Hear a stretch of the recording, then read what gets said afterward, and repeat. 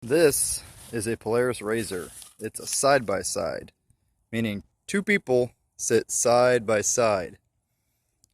These are getting real popular. They sell like crazy.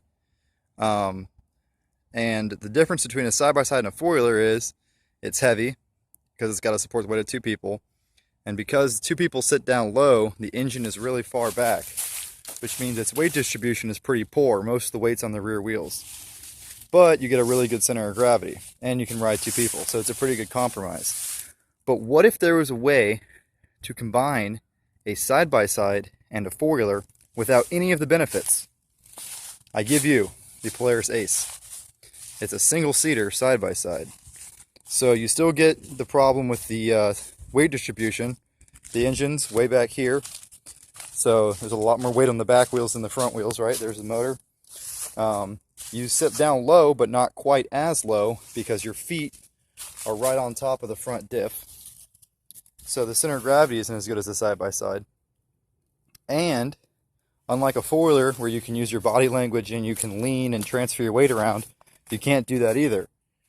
So it's like if you found a way to combine a four-wheeler and a side-by-side without any of the benefits, here it is.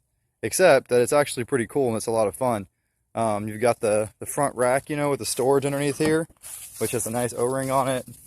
Seems to be pretty water resistant. Nice storage, yeah. There's a manual in there. It's been in there since, you know, day one, and it's still nice and dry. So that's pretty cool, right?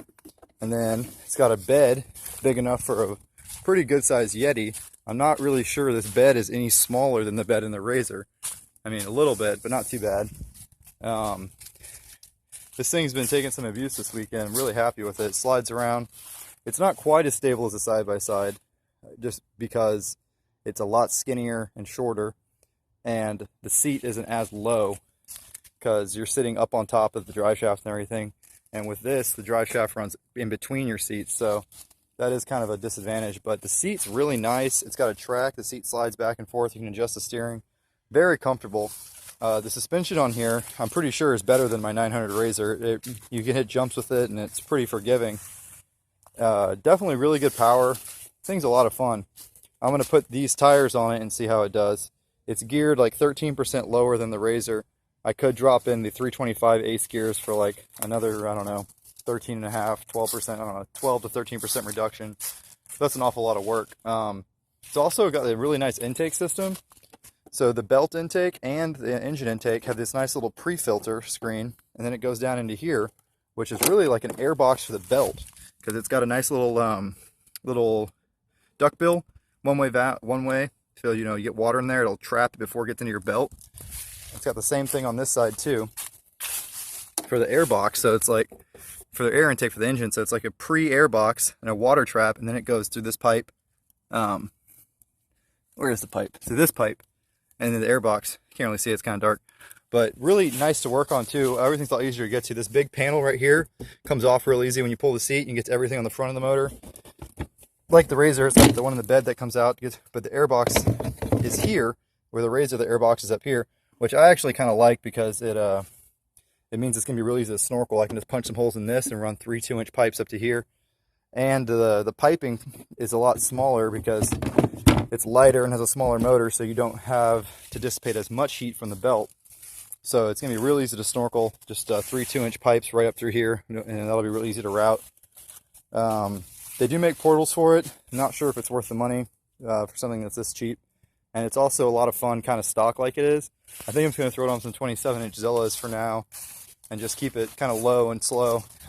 It does have the 2-inch spacer lift in the front. You can see it up top of the strut. It was a little bit, I didn't really have a whole lot of hope for this strut suspension. It's got just one lower A-arm and a strut, right? It's like McPherson strut, like in a car. But it actually drives and steers and rides great.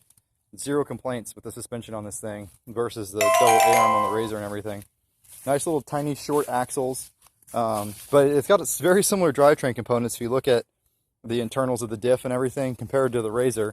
And it weighs 900 pounds. That thing's 1,600 pounds, how it sits there with the portals and the wheels and stuff. So it should be pretty dang near bulletproof. Similar transmission, I mean the same housing and everything.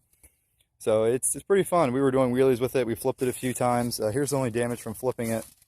Paul flipped it into a tree, and you can see where it cracked the bed right here. This bed piece is like 170 bucks. But I mean, it hit a tree hard right here. You can see where it bounced off the roll cage. So I mean, not too bad. I flipped it into a tree on the other side and did no damage to it. It just hit the roll cage right here and put me back on my wheels, and it's good to go. But a lot of fun, really impressed with how fast it is, how it accelerates. You can slide it around. It's pretty much like a really badass, you know, go-kart. But you can definitely, I mean, I can definitely see it being real comfortable for an older guy or something. You know, you want something where you're not going to have to stand up a lot, and it's not going to kill your back at the same time. And it's really easy to step in and out of. I mean, if anything, it's easier than the RZR. And the pedals and everything, I mean, it's all really well laid out. Haven't tested it in any real mud yet. Gonna do that this week for sure. But yeah, I'm pretty happy with it.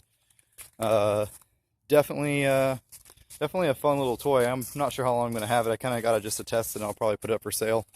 But it's all stock at this point, so gonna play with it a little bit, but don't think I'm gonna do anything too crazy with it. Someone was saying, you know, you're kind of limited with the front. You can't really lift it because of these struts. Well, it's got that 2-inch lift on there, and it seems to be doing fine. And 2 inches is about as much as you can lift this one, even with the double A-arm. So I'm not sure that's accurate. But they do make 4-inch portals for it, which is really tempting because it would be hilarious. But I just don't think it's worth it, because it's never going to compete with this guy just because of power and everything. And it doesn't really have any benefits over it as far as mudding goes. It's not much narrower than my 50-inch. And the short A-arms and everything, the short little rear axles, it's really not worth messing with. It's gonna always be better and can ride 2 people. And this has the same shitty weight distribution. That's the main problem I have with the RZR off-roading, is that too much of the weight is on the rear wheels. And the way that's geared, the rear is geared higher than the front diff, the way the all-wheel drive system works. So the rear often digs itself in before the front can pull it out. I'm going to try to fix that by putting wides on the back, do 9.5 wide BKTs on the back, 9.5 by 16, and then the skinnies on the front. That might help the weight distribution issue. You know, get the same amount of pressure on the ground, wider tire in the back, a little bit less PSI. That's what I'm messing with. But I mean, the RZR is unstoppable. It definitely goes through some stuff that my Hondas and other four-wheelers can't. But there's a lot of stuff it can't go through just because the weight distribution is real bad. But, I mean, this thing's hilarious. You get a person in the back or some logs in the back, it'll do wheelies, and really, really fun little bike. Definitely really tough. I mean, you've got the side-by-side components and something much smaller, so it's gonna be tough. Definitely recommend them from the amount of riding I've done on it. It's a stock belt, and everything on it's bone stock. It's got 1,500 miles on it, and I can't find an issue with anything on it. I mean, we were just driving the shit out of it, and the CVT works great. As far as the CVT can work great, right? It's obviously gonna lose a lot of power and stuff, but with all stock, it's not slipping the belt at all. I mean, we were not really any real mud, but we were definitely having 2 people in it in high range doing wheelies and stuff, and we smelt the belt a little bit. But pretty robust little setup here. Really like it.